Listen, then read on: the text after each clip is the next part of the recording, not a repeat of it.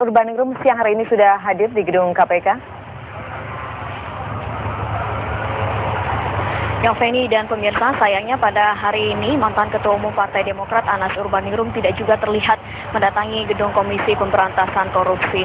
Dan kami juga tadi mendapatkan kabar dari tim kuasa hukum Anas Urbaningrum, ada pengacaranya yakni Firman Wijaya menyatakan bahwa ada beberapa hal yang menyebabkan Anas Urbaningrum tidak dapat memenuhi panggilan pemeriksaan di KPK pada hari ini. Di antaranya ialah Anas dinyatakan siap untuk memenuhi panggilan pemeriksaan, namun tim kuasa hukumnya justru merasa KPK perlu menjelaskan mengenai surat perintah penyidikan yang ditujukan kepada Anas Urbaningrum. Pada saat itu Anas disebut menerima gratifikasi atau penerimaan hadiah terkait proyek Hambalang dan proyek-proyek lainnya di DPR. Dan kalimat proyek-proyek lainnya di DPR inilah yang kemudian digarisbawahi oleh tim kuasa hukum Anas Urbaningrum. Mereka merasa bahwa dalam Undang-Undang Advokat nomor 17 pasal 18 Undang-Undang nomor tahun 2003 tentang advokat, mereka merasa bahwa tim kuasa hukum dari Anas perlu mendapatkan data dan dokumen untuk membela kliennya. Untuk itu mereka merasa bahwa KPK telah mengabaikan Undang-Undang Advokat ini. Dan mereka juga tadi menyatakan bahwa sudah mengirim surat kepada KPK terkait permintaan kejelasan secara rinci kalimat proyek-proyek lainnya di DPR tersebut, agar nantinya jika Anas memenuhi panggilan pemeriksaan di KPK, maka tim kuasa hukum sudah dapat mengetahui pembelaan-pembelaan apa yang nantinya akan diungkapkan oleh Anas Urbaningrum. Dan pemirsa, Anas Urbaningrum sudah ditetapkan sebagai tersangka sejak Februari 2013 lalu. Kini KPK tengah menelusuri dugaan aliran dana yang mengalir ke Kongres Partai Demokrat di Bandung 2010 lalu, di mana pada saat itu Anas keluar dan menduduki jabatan sebagai Ketua Umum Partai Demokrat. Terkait hal ini, KPK sudah memeriksa sejumlah saksi, diantaranya ialah Ruhut Sitompul, kemudian Sultan Batugana, dan sejumlah mantan Ketua DPC Partai Demokrat. KPK juga kemarin memeriksa anggota Komisi Pengawas Demokrat, yakni Suwaidi Marasabesi, dan ia menyatakan bahwa ia membenarkan ada mantan Ketua DPC Partai Demokrat dan sejumlah kader Demokrat yang menerima sejumlah uang dalam Kongres Demokrat di Bandung 2010 lalu, dan ini terjadi di tim sukses pemenangan Anas Urbaningrum. Kemudian hal senada juga diungkapkan oleh Muhammad Nazarudin yang menyatakan bahwa ada aliran dana senilai 100 miliar rupiah yang mengalir dari PT Adikarya, kontraktor proyek Hambalang, ke Kongres Partai Demokrat di Bandung 2010 lalu. Untuk menyidik kasus ini, selain menjadwalkan pemeriksaan terhadap Anas Urbaningrum, hari ini KPK juga memeriksa sejumlah petinggi Partai Demokrat lainnya, diantaranya ialah sekitar pukul 10 pagi tadi, Mirwan Amir tiba di gedung KPK. Ia akan diperiksa sebagai saksi untuk tersangka Anas Urbaningrum. Namun setibanya di gedung KPK, Mirwan Amir sama sekali enggan memberikan keterangan apapun kepada awak media. Ia kemudian langsung masuk menuju lobi steril KPK.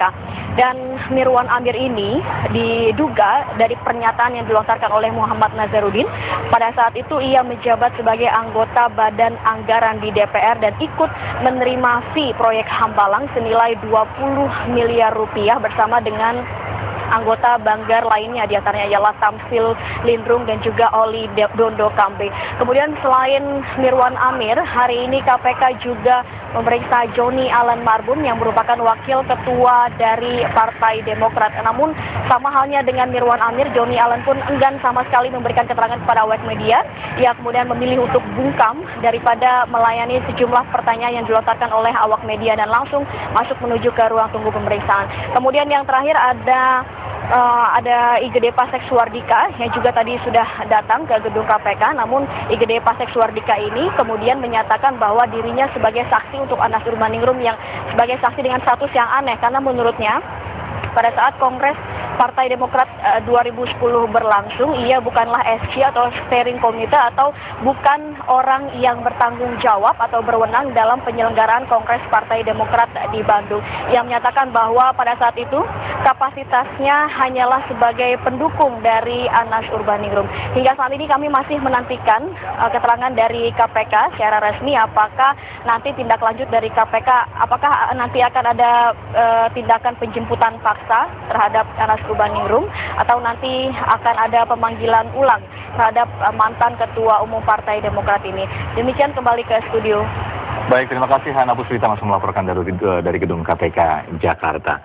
Dan pemirsa, meski telah lama dinyatakan sebagai tersangka, namun Anas Urbaningrum belum pernah diperiksa dengan status tersebut. Ya, KPK hari ini memanggil Anas Urbaningrum untuk menjalani pemeriksaan perdana dengan status tersangka kasus Hambalang. Yang pertama, bahwa Mas Anas untuk hari ini tidak bisa menghadiri pemanggilan dari KPK. Nanti untuk penjelasannya akan disampaikan secara khusus, secara rinci oleh pengacara kuasa hukum Mas Anas. Tapi paling tidak poinnya bahwa Mas Anas sampai dengan saat ini itu belum paham kenapa dia diberi status sebagai tersangka. Karena kalau di sprindiknya itu ada kata-kata bahwa Anas melakukan tindak pidana korupsi karena menerima hadiah dari kasus Hambalang dan proyek-proyek yang lainnya. Ini yang jadi persoalan bagi kita di PPI secara politis, itu menyoal terkait dengan proyek-proyek yang lainnya. Ini tidak lazim dalam sebuah sprindik. Ini akan kita tanyakan kepada KPK, proyek-proyek yang lainnya itu apa. Ini harus dipertegas. Dan ini hak dari Mas Anas untuk memperoleh penjelasan itu. Dan kalau kemudian Mas Anas tidak juga memperoleh penjelasan terkait dengan proyek-proyek yang lainnya, ini juga akan menjadi pertimbangan bagi seorang Anas Urbaningrum untuk tidak mendatangi panggilan-panggilan KPK berikutnya. Jadi ini harus KPK kalau memang komitmen untuk melakukan penegakan hukum, maka juga harus di bawah koridor hukum. Komisi Pemberantasan Korupsi KPK memanggil mantan Ketua Umum Partai Demokrat Anas Urbaningrum untuk diperiksa sebagai tersangka. Ya, lantas seperti apa perjalanan kasus ini hingga akhirnya menyeret Anas sebagai tersangka? Berikut liputannya untuk Anda.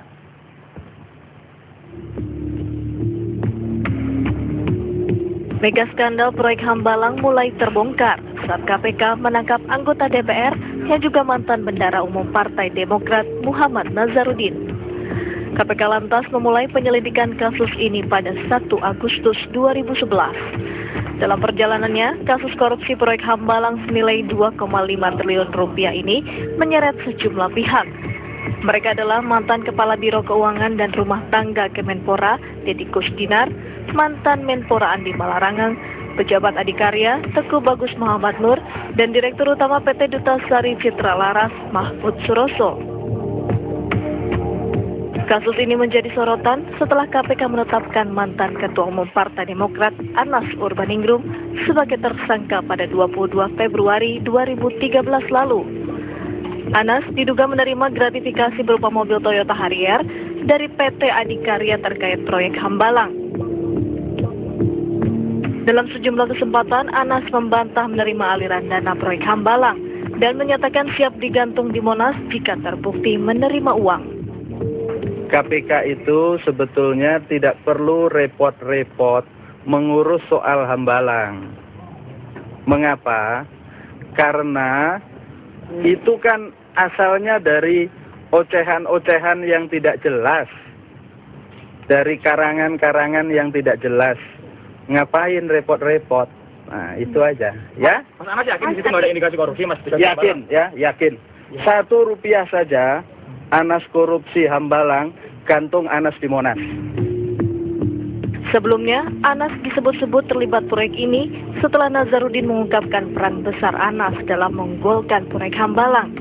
Nazarudin menuding Anas menerima fee proyek sebesar 100 miliar rupiah.